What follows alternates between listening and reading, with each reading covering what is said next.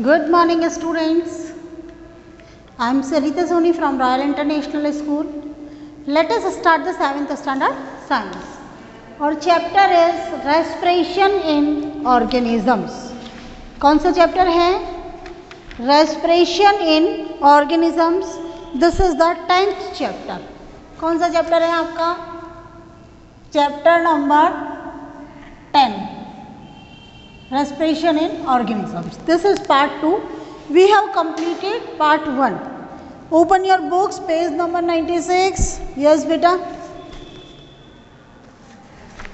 Yesterday we have completed aerobic differences between aerobic and anaerobic respiration.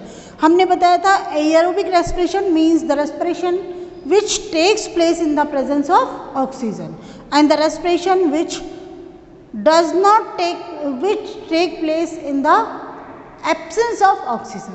Okay, that is the anaerobic respiration. अब आता है आपका anaerobic respiration in muscles. आपकी muscles जो होती है उसमें anaerobic respiration होता है, उस पर करेंगे. और muscles cells can also require anaerobically but only for a short period of time. देखिए हमारी जो मसल्स होती है वो भी रेस्पायर कर सकती है एनएरोबिकली, यानी कि बिना ऑक्सीजन के, लेकिन बहुत थोड़े टाइम के लिए. During heavy exercise, fast running, cycling, walking for many hours और heavy weight lifting, the demands for energy is high but supply of oxygen to produce the energy is limited. देखिए जब हम लोग कभी क्या करते हैं, बहुत तेज़ साइकिल चला रहे हैं, एक्सरसाइज कर रहे हैं, साइकिलिंग कर रहे हैं, बहुत कई घंटों तक हम लोग जिम में जा रहे हैं, वेट लिफ्टिंग कर रहे हैं, तो वहाँ पर जब हम एक्स्ट्रा वर्क कर रहे हैं तो हमें एक्स्ट्रा एनर्जी की नीड होती है. और जब एनर्जी की नीड जो होती है, लेकिन supply of oxygen to produce the energy, यानी कि एनर्जी कहाँ से मिलेगी हमको? ऑक्सीजन की सप्लाई से, जिससे कि हम सांस के द्वारा अंदर लेते हैं. तो यहाँ पर ऑक्सीजन की सप्लाई क्या होती है? लिमिटेड होती है. In other words, during a heavy physical activities demand of energy is more than the supply, but the supply of energy is less. हमारे पास में क्या होता है कि एनर्जी की डिमांड तो बहुत ज़्यादा होती है, लेकिन हमारे पास एनर्जी की सप्लाई बहुत कम होती है. To fulfil the demand of extra energy, अब ये जो हमको एक्स्ट्रा एनर्जी चाहिए उसको कंप्लीट करने के लिए हमारी जो मसल सेल्स होती है वो एनारोबिकली रेस्पायर करती है. तो anaerobic respiration takes place in our muscle cells in the absence of oxygen. Oxygen नहीं होती है पूरी, तो the food breaks down into lactic acid and release some energy. यहाँ पर फूड क्या होता है? फूड का ब्रेकडाउन तो होगा, लेकिन लैक्टिक एसिड बनता है और उसके साथ में कुछ एनर्जी रिलीज होती है, यानी कि ग्लूकोज जो होता है एनारोबिक रेस्पिरेशन में इन द मसल लैक्टिक. हाँ देखिए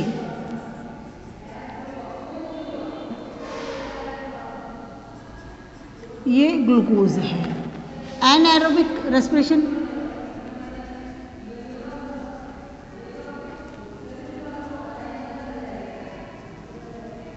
ये एनारोबिक रेस्पिरेशन हो गया इन muscle cells,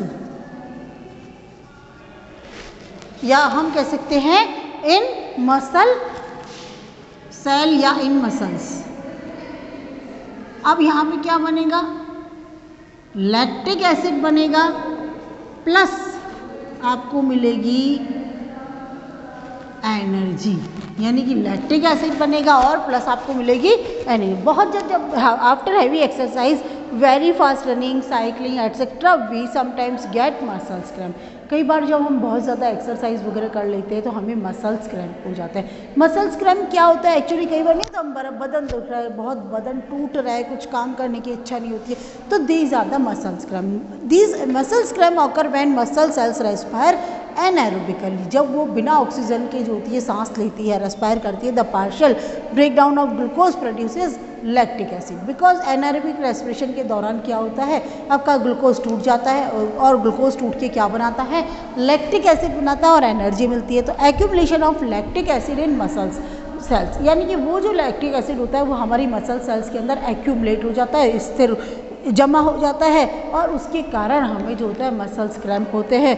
we get relief from muscle cramp after a hot water bath और अ मसाज. और उसको रिलीव करने के लिए क्या चाहिए, हमको एक गर्म पानी का बाथ ले ले। अगर हम लोग गर्म पानी से जाके नहा ले या एक अच्छी सी मसाज ले ले तो उससे हमको जो ये लैक्टिक एसिड वाले जो प्रॉब्लम है यानी कि जो मसल्स क्रैम्प की प्रॉब्लम है वो दूर हो जाती है। आ हॉट वाटर बाथ और massage increases the circulation of blood in these muscles. उसके कारण क्या होता है, ये जो मसल्स जहाँ हमारे बहुत पेन हो रहा होता है वहाँ पर मसाज के कारण या हॉट बाथ के कारण क्या हो जाता है, ब्लड का सर्कुलेशन इंक्रीज हो जाता है। As a result the supply of oxygen to the muscles has increase. वो जो मसल सेल्स होती है वहाँ पर ऑक्सीजन की सप्लाई भी ज़्यादा हो जाती है। The increase in the supply of oxygen result in the complete breakdown of lactic acid है, breakdown of lactic acid into carbon dioxide and water hence gives a relief from the muscles cramp। यानी कि उसके अंदर क्या हुआ, जब blood का flow बहुत अच्छा हुआ, सर्कुलेशन बहुत अच्छा हुआ तो हमारी जो मसल्स होती है वो ऑक्सीजन मिलती है। जब सफिशिएंट उसका ऑक्सीजन मिलती है तो क्या होता है, जो लैक्टिक एसिड होता है उसका ब्रेकडाउन हो जाता है और कार्बन डाइऑक्साइड बन जाता है प्लस वाटर बनता है, तो कार्बन डाइऑक्साइड और वाटर बन जाता है और hence gives a relief from the cramps. यानी जब तक वो लैक्टिक एसिड रहेगा तब तक आपकी मसल्स क्रम्प रहेंगे और जब ऑक्सीजन की सप्लाई अच्छी हुई और वो लैक्टिक एसिड जो है वो टूट जाता है, ब्रेक डाउन हो जाता है और कार्बन डाइऑक्साइड मिलती है, वाटर मिलता है, तो उस समय में उसकी जो लैक्टिक एसिड से हमको क्या होता है, रिलीफ मिल जाता है और उसी के साथ में हमें मसल्स के क्रैम्प जो से भी रिलीफ मिल जाता है। अब दो तरह के रेस्पिरेशन होता है, एक होता है एक्सटर्नल रेस्पिरेशन और दूसरा होता है इंटरनल रेस्पिरेशन। एक्सटर्नल रेस्पिरेशन क्या होता है, जिसको हम कहते हैं ब्रीदिंग। तो दो तरह के रेस्पिरेशन हो गए, एक्सटर्नल और इंटरनल। एक्सटर्नल रेस्पिरेशन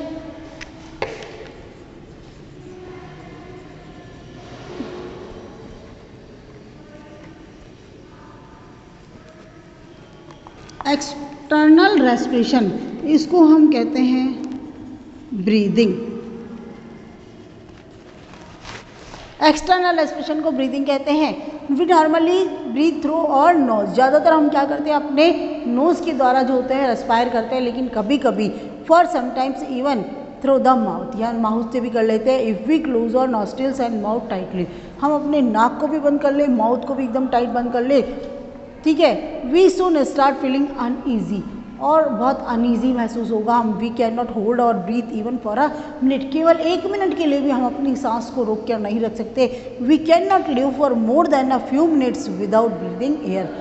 हम बिना सांस लिए कुछ मिनट से ज़्यादा नहीं रह सकते, और वो जो कुछ मिनट हम टाइम पास करते हैं वो भी बहुत हमारे लिए टिपिकल पड़ जाते हैं। कई बार आपने नहीं देखा दम घुटने से मौत, यानी कि हमने सांस नहीं ली। नंबर 1 आता है the taking in of air rich in oxygen into the body is called inhalation. देखिए दो चीज़ें होती है, इनहेलेशन और एक्सहेलेशन। इनहेलेशन क्या होता है, इसके अंदर हम लोग एयर लेते हैं और एक ऐसी एयर लेते हैं जिसमें ऑक्सीजन रिच एयर होती है और वो हमारी बॉडी में जाती है। नंबर 2 आता है exhalation, the giving out of air. एक ऐसी एयर जिसको हम बाहर निकालते हैं rich in the carbon dioxide outside the body is called exhalation. यानी कि the giving out of air rich in carbon dioxide, ऐसी एयर को बाहर निकालना जिसमें कार्बन डाइऑक्साइड बहुत ज़्यादा होता है outside the body is called exhalation. Breathing is a continuous process. Breathing क्या है, एक लगातार चलने वाला प्रोसेस है which goes on all the time and through out the life of an organism. एक कंटिन्यूस प्रोसेस है, चाहे आप सो रहे हैं, चाहे आप जग रहे हैं, whatever you are doing anything, nothing but breathing will be continuous. Breathing एक कंटिन्यूस प्रोसेस है और जब तक एक इंसान जिंदा है तब तक through out his life breathing continuous. Okay, अब है ब्रीदिंग रेट। किस पे बात कर रहे हैं हम लोग, breathing rate. We have just learned that in breathing both inhalation and exhalation take place.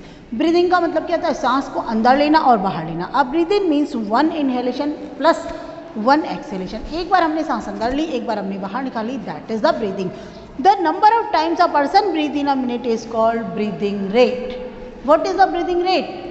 1 minute में आदमी कितनी बार सांस लेता है। आगे सिंपल, तो the number of times a person breathes in a minute, 1 minute में कितनी बार वो ब्रीथ्स करता है, और एक ब्रीथ का मतलब 1 एक्सेलेशन एंड 1 इनहेलेशन।